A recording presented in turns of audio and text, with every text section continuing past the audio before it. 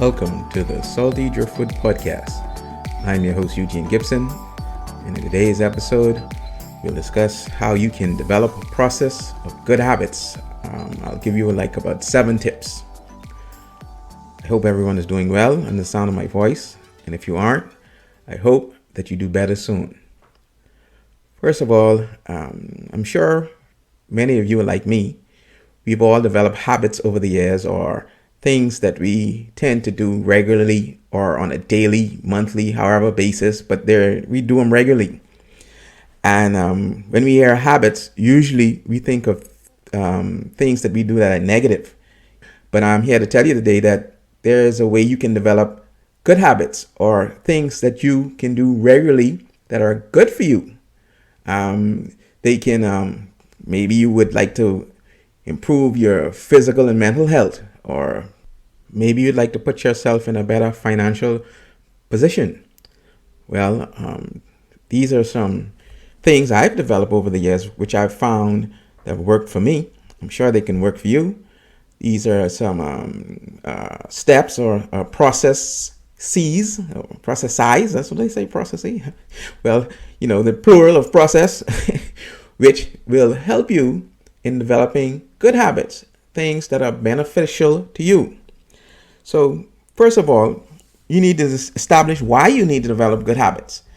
You may need to, like I said before, you may want to improve your health, your finances. You may want to improve how effective you use your time. You may want to improve a relationship that may be deteriorating, or you haven't even noticed it as yet, but you may want to, be more effective in that area of your life. Well, that's the first thing you need to do. Establish that, first of all, we all, I think basically all of us know what our bad habits are. So we wouldn't even need to discuss that. So this was basically what I'm trying to tell you is develop these habits to overtake these bad habits. Because bad habits are hard to break. They're very hard to break. Before you know it, when you start them, you can't break them. But what you could do is offset them by developing some good habits. So the first thing you should do is establish why you need to develop a good habit, or basically why you need to negate a bad habit. Then the second thing you need to do, which you should do, is write down a routine and what you actually want. Putting ideas to paper. See, that's the first step to creation. The second step. First, it comes in your mind, and then you write it down on paper. Once you write it down on paper, you've actually created the whole idea. You've actually formulated and put it in something physical realm. So this part, you need to be specific. Go in details.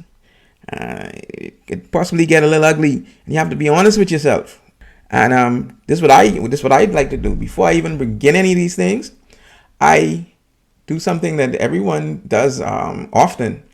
I write a contract with myself, exactly stating the terms I'd like to do, or what the outcome is I want, and what I'm willing to put in it, and I sign it. Sound crazy, eh? But I sign it, and whenever I go back to reading or looking at my the habits I'd like to form, I read that first to remember I've made a contract with myself. Hey, we make contracts all through our lives, and we honor them for the most part, right? If you want to be honest. So make a contract with yourself, and sign it and take it as a legal document for you. That's in your court of law. So then, after you've done this, you've written down your goals.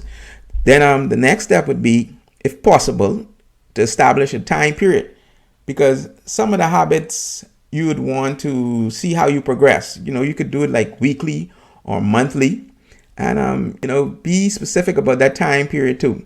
And then there are some things that you may want to develop for the rest of your life, and that's the key. That's why I say you should be specific. This one I think is more or less depending on the task or what you want. You may just want to develop a habit for a certain period of time so that you can get a certain outcome, or you want to develop habits that are life-changing, that you will carry through the rest of your life until you leave this earthly realm. So decide the time period, what's important to you. Now, before I go on any further, I'd like to say to those of you listening, this is your thing. You decide how you want to do it. First of all, once you've established you need to develop some good habits, that's the first positive thing. This is your thing. You decide how you want to do it. So you set it up the way you want. You are the creator of your universe, your little mini universe here, or this little mini activity. You are the creator. So you decide how you want to do it. Once you have recognized that it needs to be done, then the next step is the obvious step. Begin to do it. Begin to practice these habits with the time period you've set. With the specific goals you have in mind. Sometimes we like to write and plan and plan and plan. To me, over planning is procrastination. When we keep revisiting and don't want to do and keep writing over and whatever, all we're really doing is procrastinating. So the next step is to start and begin to do. Do what you set out and what you've written down to do, because you already created, you're already there, you didn't sign the contract. Now you got to live up to what you signed to and what you then create. So do what you need to do and begin the process of developing good habits. After that, you should also have like a progress report, and you can let it be flexible and updatable, and review it often, modify it if it need be when necessary, and have a progress report.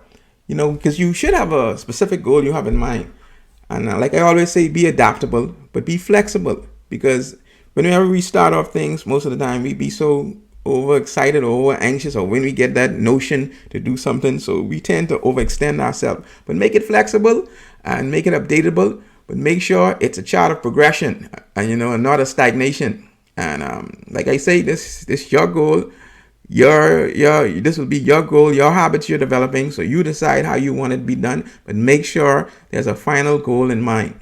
The next step is probably one of the hardest one for most of us to do. Be patient. I always say most of our bad habits we weren't born with. Majority of them we weren't born with. They develop over time. We were introduced to them and they were developed over time until they became habits that were almost seemed to be unbreakable. So you got to remember, you trying to gate those bad habits. And so good habits will take time to develop, and doing this process will take time to develop to the point where you actually creating a lifestyle, a better lifestyle, improving your lifestyle, a more positive lifestyle, have a more positive outlook on life. And it will take time. And you may think, well, I don't have much time. Yes, be patient. Be patient. And the journey itself will be rewarding and fulfilling, knowing that you're trying to make better for yourself. You may be making better for your family. You may be making better for your work environment, for you, and most importantly, making better for you, the way you live in, creating a lifestyle. We like to think that, I always, like I said in another podcast, like success is a one-time event, but success is a progression. And the same way, the process of developing good habits is a progression, and keep going at it, and know that you need to get to your end goal, which you probably will never reach, but that is probably the good thing, because once you hit that goal, it's almost like you moving the goal post to say, hey, I did this. Hey, once you see you accomplish that, you'll say to yourself, hey, I did this. Hey, I could do a little bit more and a little bit more. So in this instance of moving the goal post, this will be probably good for you, so you can keep going. And forming good habits is continuous. You want to not just like a one-off time. You want to develop these habits and make it a lifestyle. So you feel better when you begin to do better things in your life. When you start to see the way you can improve your life. And importantly, it's like you taking control of your life, and that's perhaps the most important thing that a lot of us we suffer with. We feel today, especially in this day and age, with everyone telling us what to do, with all going on around us, a lot of us feel that we don't have control of our lives, when actually we do. You just have to decide and recognize that you don't have control.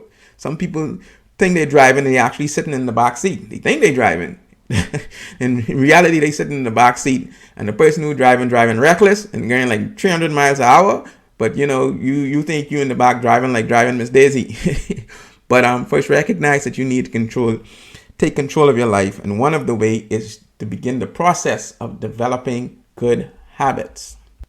And if you were counting, this is the seventh and final tip, certainly not the least. Most importantly, when you decide to do all of this, keep it to yourself. Unless these good habits will affect someone close to you, or your, like I say, some of these things may be relationship wise, or rather relationship oriented. I would suggest keep it to yourself. We tend to have confidence, or we tend to like to tell people especially when we're excited about something that we're doing that will be exciting in our lives. We like to tell others. Um, I've come to find that sometimes people may not mean to, but some people have some negative energy. And anytime you present things to the people and you have your ideas, you need to. I think some of us don't even recognize some of the people around us who we hold close to us who tend to exert like negative energy out and around. They always like knocking down your ideas, or they always have like something negative to say, or oh, you're trying to do this again, something like that. You know, those kind of little snide remarks and all that. And we tend to not to recognize those people, and it become hard to recognize them because whether we like it or not, we tend to love those individuals, or we respect them for whatever reason. So to avoid all of that, keep it to yourself. Keep it off social media. That's one of the great places where, think about it.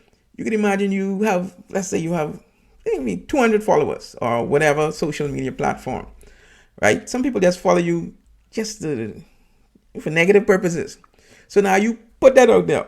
Instead of you have like one or two confident people exerting that negative energy, wishing for you to fail or wanting you to not to do it, now you have possibly 200 individuals. Because you don't know. Most of them you don't know. Let's be modest. Let's say like 150 of them or the 200, they really don't care. So they will either give this like fake, oh yeah, that's good, and blah, blah, blah, yeah, whatever. But I believe in different realms in this world. And I believe there's a strong spiritual realm out there. And I believe this is where things are transpired and made for us. Some people may call it hoopla, garbage, but this is what I believe. And I believe what you put out there could intermingle with people you allow to come inside your realm. And by putting things on social media, see, that's what people don't understand. When you go on social media, they say, oh, you did respect my privacy. But you the one that got a picture in your bedroom dancing and shaking up half naked or whatever. Or you commenting on everything, or you giving them every detail of your life, and you expect to have privacy. After doing all of that, you invite them into your space. You invite them into your universe. So how you could have privacy after you'd already invite these 200 individuals, with the number I use, into your life who you don't even know, and you actually giving them access to you. And then you wonder when things go awry. You don't know. You don't know what people have intended in their minds about you, or for no other reason than you just being you, and you giving them access. So this is perhaps one of the most important things when you ever doing anything nowadays. Keep it to yourself. When they know about it, let them, when it manifests itself, then that's when they should know about it for most people. And if you need to consult yourself. Or if you believe in some kind of spiritual divine source, consult that source. And I'm sure if you believe in that, you'll get the right answer, or maybe no answer, and just go ahead and do what you need to do. But keep it to yourself. So these are some of the tips I've discovered over the years that have helped me to, like they say, some bad habits. And sometimes it may be easier to develop better habits and good habits to try negate the bad habits. To try some of them, you just need to stop cold turkey. That kind of hard to do. And when you stop some of those things, that energy still there. So you need to replace them perhaps with better habits, or good habits, so to say, because the energy's still there, looking for something to do, looking for something to get into. So you stop doing those bad habits, replace them with something else, or focus so much on developing these good habits or better habits. I should have said better habits, that the bad ones will just dissipate. You negate itself. You'll be so focused on doing what you need to do. You'll be so focused on, hey, I'm trying to get my health in order. I don't see my numbers, the BP and the sugar count and all of that. Hey, that's what I need to do. Gather your information and go there and do what you have to do. Take it one step at a time. Be patient.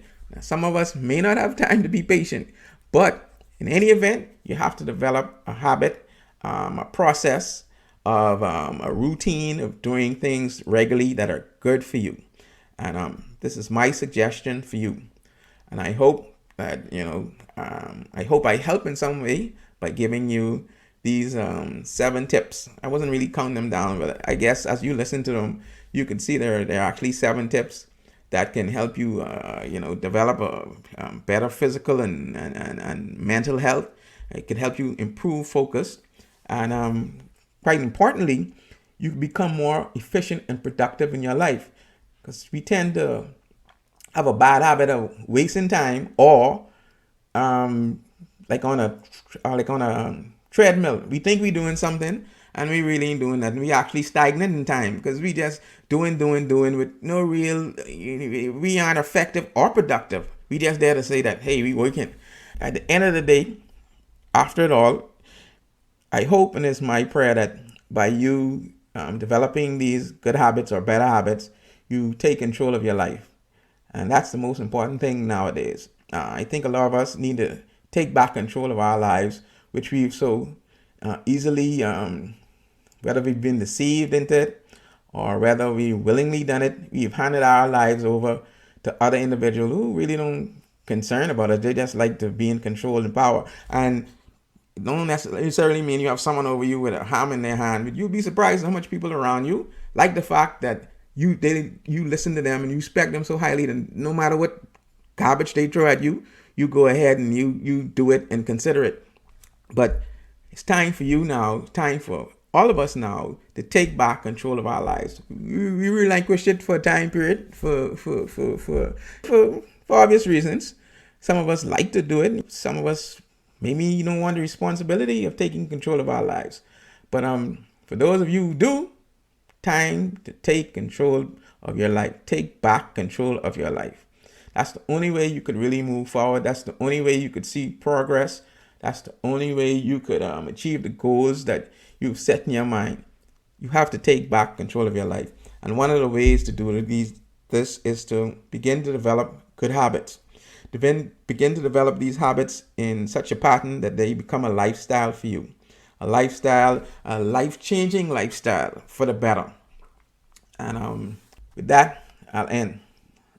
Like I always say, be good, be real, and have a good one.